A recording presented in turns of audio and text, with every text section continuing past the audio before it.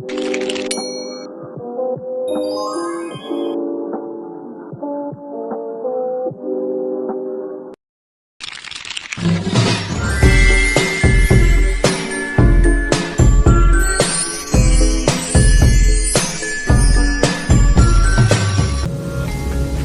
now guys, we will dissect a pig's kidney.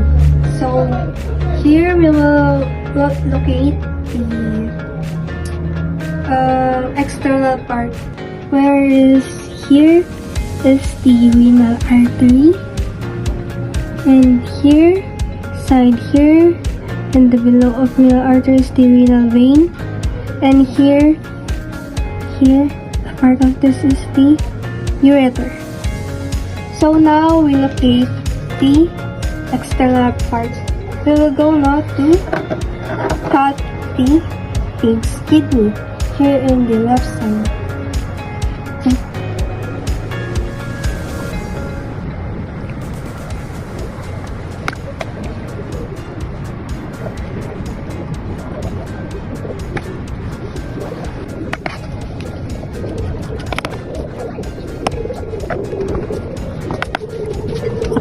So now after we cut the pig's kidney in the side of this, we will now locate the internal parts of the kidney.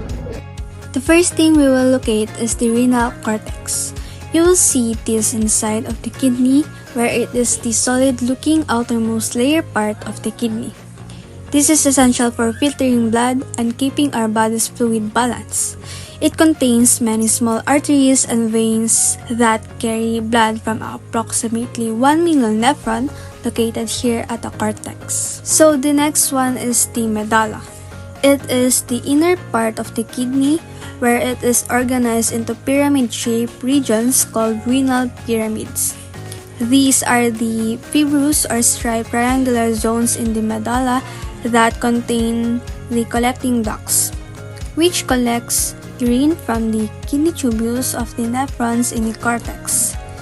The main job of this is to concentrate urine that helps to remove excess water, salts, and waste products from the blood. Between the pyramid are the renal column here. Dito sa gitna niya. Here. It contains blood vessels and connective tissue, and it also helps to anchor the cortex to the medulla and supports the structure of the kidney. So the last one is the renal pelvis.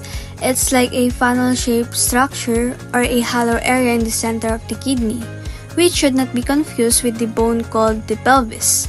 The urine from the nephrons flows into the renal pelvis, then it moves into the ureter, and which carries the urine to the bladder. So that is the internal parts of the pig's kidney. So the kidney organ is symmetrical. So you want to keep your continued cutting all through down the center.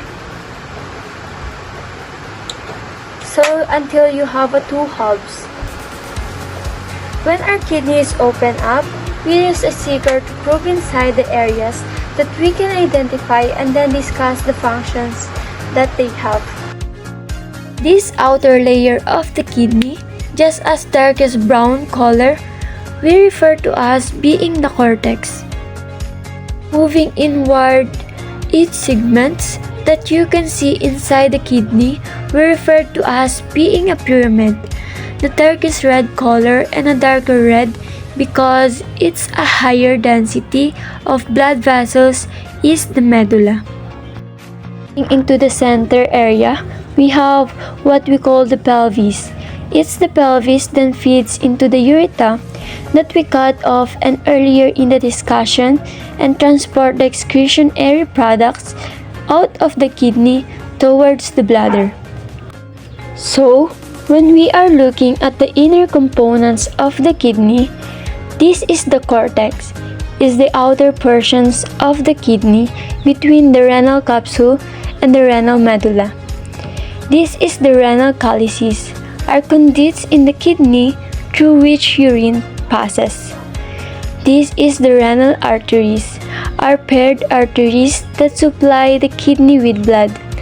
This is the renal vein, a paired vessels that carries the oxygenated blood from the kidneys to the inferior vena cava.